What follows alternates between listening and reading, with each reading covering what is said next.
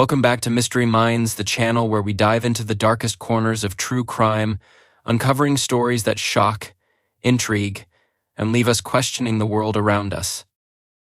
In today's case, we bring you a chilling and twisted tale, one of betrayal, deception, and a deadly obsession. This is the story of Sarah Whitmore and Ethan Cole. A tale of jealousy, greed, and calculated violence. This case will leave you wondering, what lengths will someone go to when their perfect life is on the line? And how could someone so close, someone you trust, become capable of such unspeakable acts? Stay with us as we unravel the dark and tragic story of Sarah Whitmore, her family, and the man she thought she could trust, Ethan Cole. A picturesque home in a quiet suburb turned into a blood-soaked crime scene one fateful summer evening. The Whitmore family was admired by neighbors for their warmth and generosity, but behind closed doors, secrets were brewing that no one could have imagined. When Sarah Whitmore's boyfriend, Ethan Cole, came into their lives, no one could foresee the catastrophic chain of events his presence would set in motion. The Whitmore family appeared to be the picture of perfection, living a life many could only dream of in the quiet suburb of Brookhaven. Arthur Whitmore, a respected attorney, had built a career on hard work and integrity.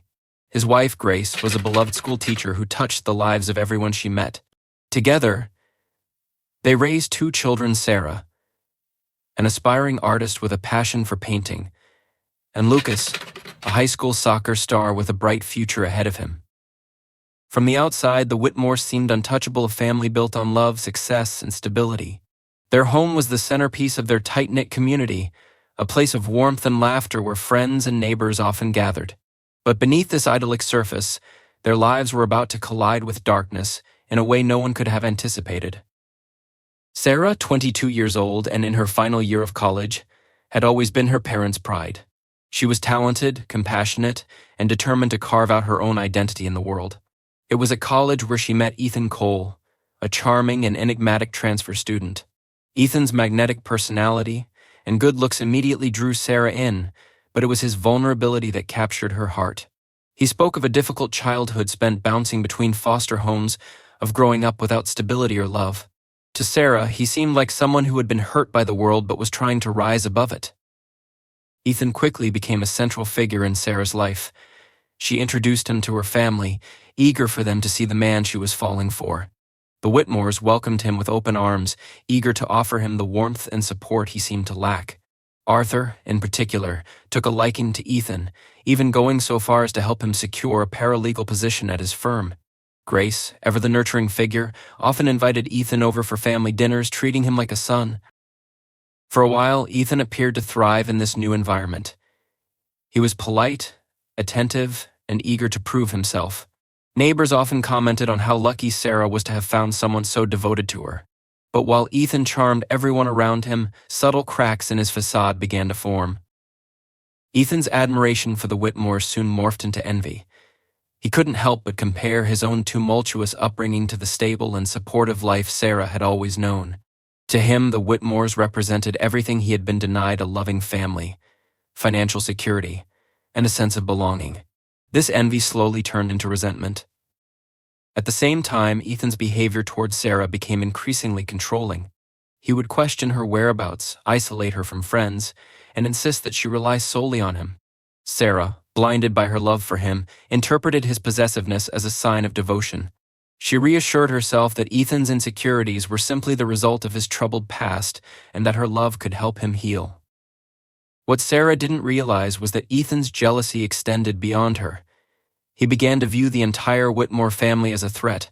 Arthur's success as an attorney, Lucas's achievements as a budding athlete, and Grace's nurturing nature all reminded Ethan of what he lacked.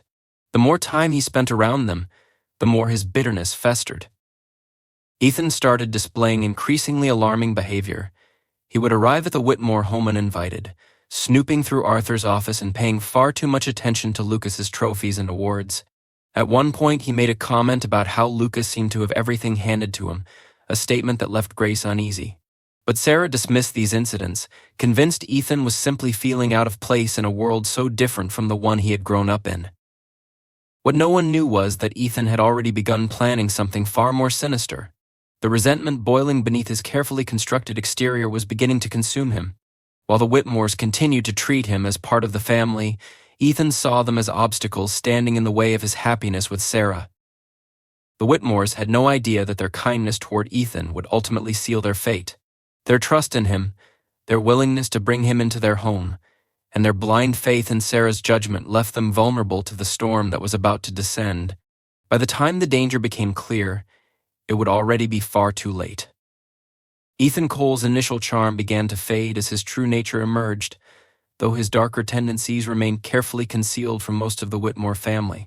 While Sarah continued to see him as the misunderstood and wounded man she could save, Ethan's behavior grew more controlling and obsessive. It started with small things, asking Sarah to check in with him frequently, questioning her about her interactions with others, and becoming agitated when she spent time away from him. But his possessiveness quickly escalated. Ethan's obsession with Sarah wasn't rooted in love, but in a desperate need for control. To him, Sarah represented everything he lacked in life: a sense of security, belonging, and success. He became fixated on the idea that she was his, and anything or anyone who seemed to take her attention away from him was viewed as a threat. This included her family, particularly her father, Arthur.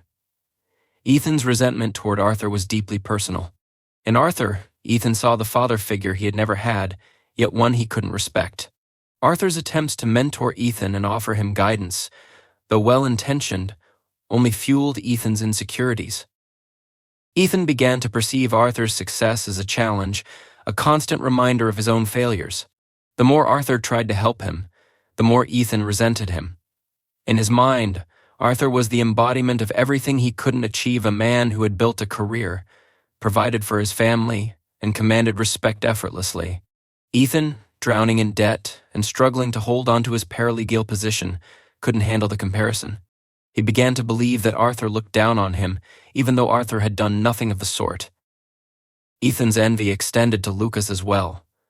Lucas, with his natural athletic talent and the support of a loving family, became another symbol of the life Ethan had been denied. Ethan found himself irrationally angry whenever Sarah mentioned her brother's accomplishments. He began making snide remarks about how Lucas had everything handed to him, how his life seemed too perfect. Though Sarah brushed off these comments, they hinted at the growing darkness within Ethan. Ethan's bitterness toward the Whitmores wasn't confined to Arthur and Lucas. Grace, too, became a target of his resentment. Her nurturing nature, which had initially made Ethan feel welcomed and cared for, now reminded him of the absence of maternal love in his own life. Instead of appreciating her kindness, he saw it as patronizing, a reminder of what he believed he would never truly deserve. As Ethan's resentment deepened, so did his need to isolate Sarah from her family. He began subtly manipulating her, planting seeds of doubt about her parents' intentions and suggesting that they didn't truly understand her. Sarah, still convinced of Ethan's goodness, failed to see the manipulation for what it was. She found herself spending less time with her family and more time trying to reassure Ethan, unaware that his behavior was part of a calculated effort to distance her from those who cared about her most. But Ethan's obsession with control didn't stop at Sarah. He began inserting himself into the Whitmore family's daily life in ways that seemed innocuous at first, but were anything but. He would show up at their home unannounced, claiming he wanted to surprise Sarah, but his real motives were far darker. He started snooping through Arthur's office, going through legal documents and personal files. He paid too much attention to Lucas's trophies and awards, as if trying to find flaws in the image of perfection the boy represented. Ethan's behavior became increasingly erratic. He began tracking Sarah's movements, questioning her loyalty, and expressing paranoia about her family's influence over her.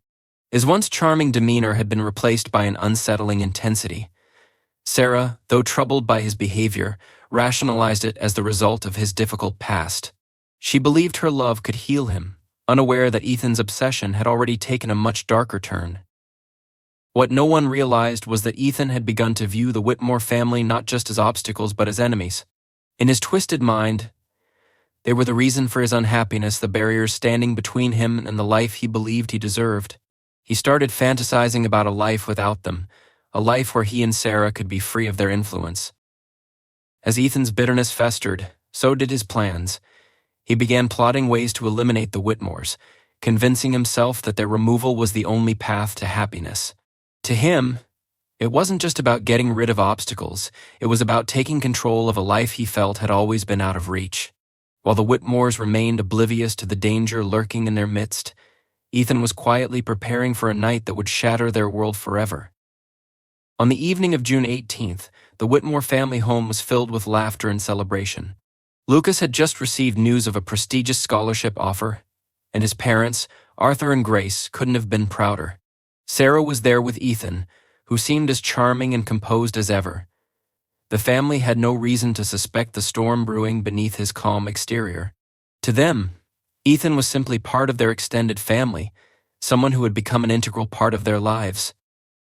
Ethan had spent weeks preparing for this night. Every detail of his plan had been carefully thought out, from the timing of the attack to the steps he would take to cover his tracks. He had stolen a spare key to the Whitmore home weeks earlier, ensuring he could move around undetected. To him, this wasn't just a spur-of-the-moment act of violence, it was a calculated decision to remove the people he believed were holding him back. As the celebration wound down and the family retreated to their rooms for the night, Ethan's demeanor shifted. The warmth and camaraderie he had displayed earlier gave way to a cold, determined focus. In his mind, he wasn't just about to commit a crime, he was about to reclaim control over his life. The first target was Arthur, the man Ethan had grown to resent the most. Arthur had always treated Ethan with kindness, but in Ethan's warped perception, this kindness was condescending. Arthur represented everything Ethan despised about himself, his failures, his insecurities, and his lack of power. Ethan made his way to the master bedroom, moving with the precision of someone who had rehearsed this moment in his mind countless times. Arthur barely had a chance to react before Ethan attacked, ensuring he couldn't call for help or alert the rest of the family. The noise roused Grace, who rushed out of bed to check on her husband. When she entered the room, she was met with a horrifying sight: her husband lying motionless and Ethan standing over him, a weapon in his hand. Grace's reaction was immediate, but she was no match for Ethan's strength and determination. She, too, became a victim of his calculated plan. With the parents eliminated, Ethan turned his attention to Lucas. In his mind, Lucas was the golden child, the embodiment of everything Ethan could never be. The young athlete, with his bright future and endless potential, was a painful reminder of Ethan's shortcomings. Ethan entered Lucas's room, moving quickly and with precision. The attack was swift and silent, leaving no time for Lucas to fight back. Sarah, asleep in her childhood bedroom, was oblivious to the horror unfolding just a few doors away. When she finally woke, it was to the sound of footsteps outside her door. She opened it to find Ethan standing there, his clothes stained with blood and a chilling expression on his face. She froze, unable to comprehend what was happening. Ethan told her that everything he had done was for them, insisting that the Whitmore family had been standing in the way of their happiness. He framed his actions as a twisted act of love, a necessary evil to secure their future together. Sarah, paralyzed with fear and shock, couldn't process what she was hearing. The man she thought she knew, the man she loved, had just destroyed her entire family. Ethan forced Sarah to help him clean up the scene, using threats to ensure her compliance. He staged the crime to look like a robbery gone wrong, scattering valuables around the house and breaking a few windows to sell the illusion. The entire time, Sarah was in a daze, struggling to reconcile the man she loved with the monster standing before her. As dawn approached, Ethan made Sarah leave with him, claiming they needed to flee to avoid being implicated in the crime. Sarah, terrified and unable to think clearly, went along with him. She was too afraid to defy him, knowing he was capable of unimaginable violence. Meanwhile, the Whitmore housekeeper arrived early the next morning, as she always did, and walked into a nightmare. The sight of the bloodied and lifeless bodies of Arthur, Grace, and Lucas sent her into a panic, and she immediately called the authorities. Detectives arrived quickly, and it didn't take long for them to realize the crime scene had been staged. Valuable items had been left untouched, and the level of violence suggested a deeply personal motive. As investigators pieced together the evidence, suspicion began to fall on Ethan. His absence from work and the fact that Sarah was missing painted a damning picture. The Whitmore family's perfect world had been shattered in a single night, and the man they had welcomed into their home had become their greatest nightmare. As the police began to unravel the horrors inside the Whitmore residence, their investigation quickly gained momentum. Detectives meticulously examined the crime scene, piecing together the chaotic remnants of Ethan's staged break-in. While the shattered glass and scattered valuables initially hinted at a robbery gone wrong, certain details didn't add up. The broken windows appeared to have been smashed from the inside, and expensive electronics had been left untouched. The scene felt too deliberate, too contrived to be the work of a random intruder. The brutality of the attacks suggested a personal connection to the victims, something far more intimate than a crime of opportunity. Arthur and Grace, pillars of their community, had no known enemies. Lucas, a promising athlete, was universally liked. Sarah, however, and her boyfriend, Ethan Cole, quickly became the focus of the investigation. The absence of both Sarah and Ethan was impossible to ignore. The detectives' first breakthrough came from a neighbor's home security camera. Footage showed Ethan's car parked outside the Whitmore residence late into the night, long after most visitors would have left. The timestamps coincided with when the murders were believed to have occurred. This alone didn't prove Ethan's guilt, but it raised questions about his involvement. Further digging into Ethan's past revealed troubling details. His history of foster care placements painted a picture of instability and unresolved trauma. Former acquaintances described him as charismatic but volatile, with a tendency to lash out when he felt cornered. He had a pattern of alienating those close to him, often blaming them for his misfortunes. These insights provided the investigators with a profile of a man who harbored deep-seated resentment and an overwhelming need for control. Meanwhile, Ethan and Sarah were on the run. Ethan had taken Sarah to a remote cabin he claimed belonged to a friend, far from the prying eyes of law enforcement. The isolation was suffocating, and Sarah found herself trapped in a nightmare she couldn't escape. Ethan's demeanor oscillated between affectionate and menacing. One moment he would reassure her that they were building a new life together. The next he would accuse her of doubting him or trying to betray him. Sarah's fear of Ethan grew with each passing hour, but so did her resolve. She knew that if she didn't find a way to escape, she might not survive.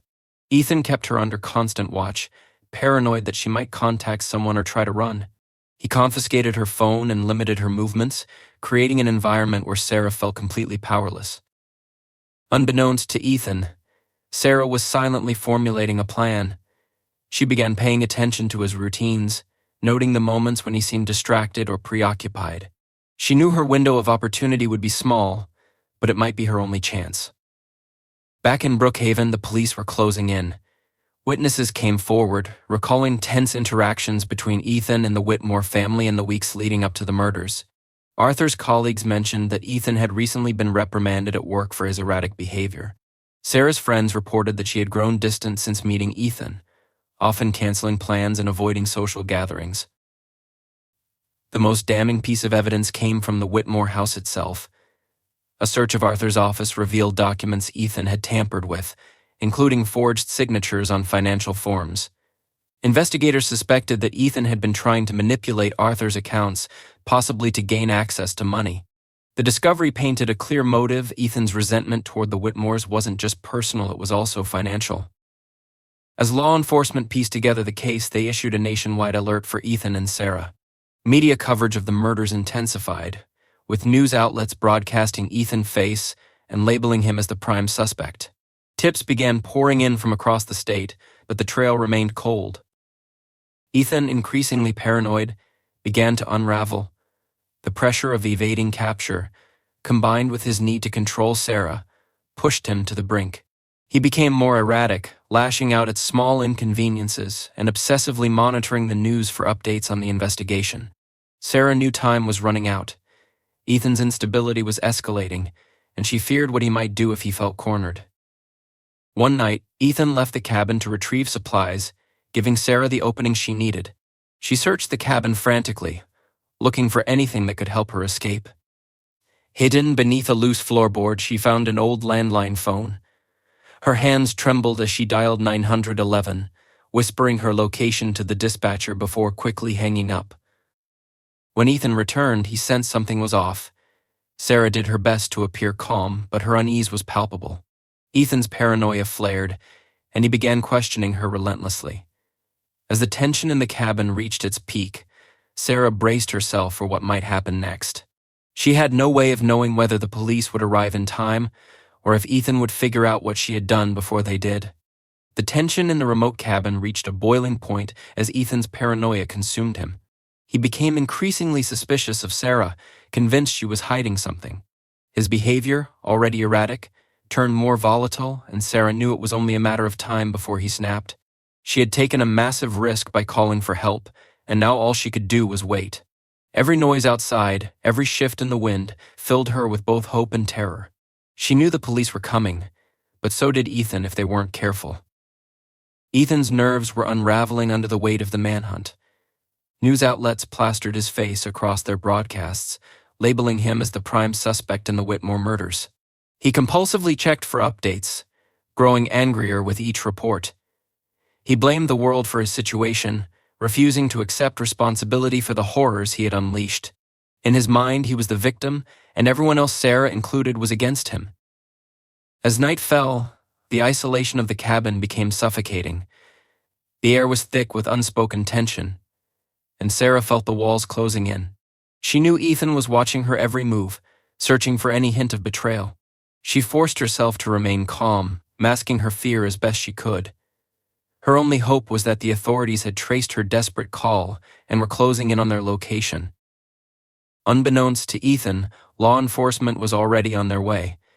The dispatcher who had received Sarah's whispered plea had acted quickly, triangulating the call's origin and alerting nearby officers. A tactical team was dispatched to the remote area, moving carefully to avoid alerting Ethan to their presence. They knew he was armed and dangerous, and they couldn't afford to make a mistake. Inside the cabin, Ethan's erratic behavior escalated. He became increasingly paranoid, pacing the room and muttering under his breath.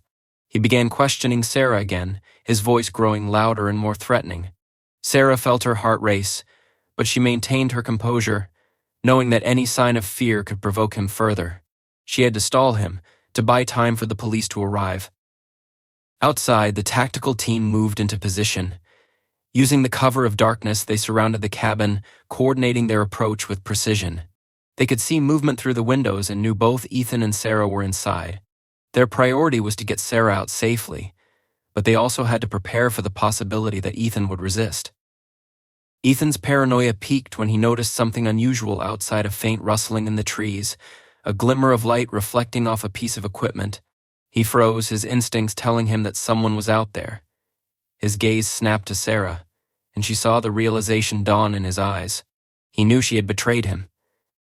Ethan's reaction was immediate and violent.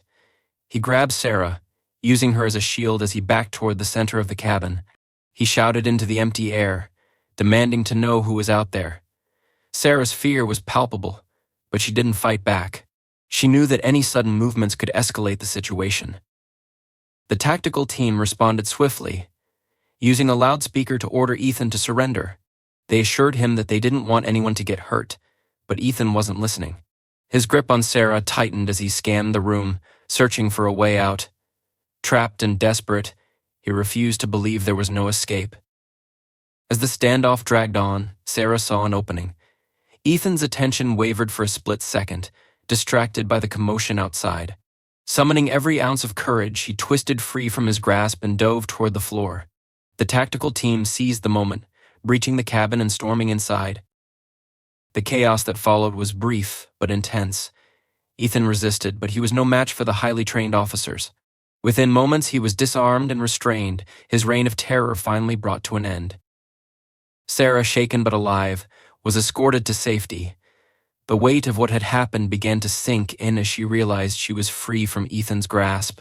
But the scars he had left, both physical and emotional, would take much longer to heal.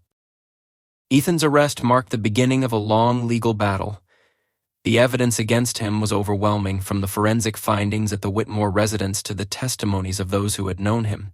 He showed no remorse for his actions, insisting until the end that he had been wronged by the world.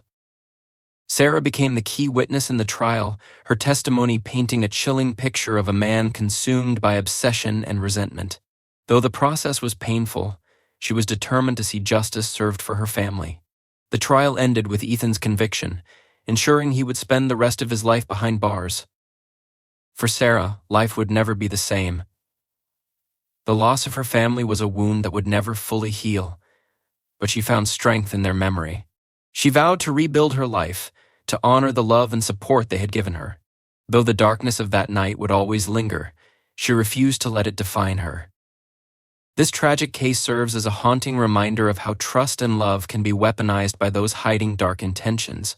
The Whitmore family story is one of unimaginable loss, but also a testament to resilience and the pursuit of justice.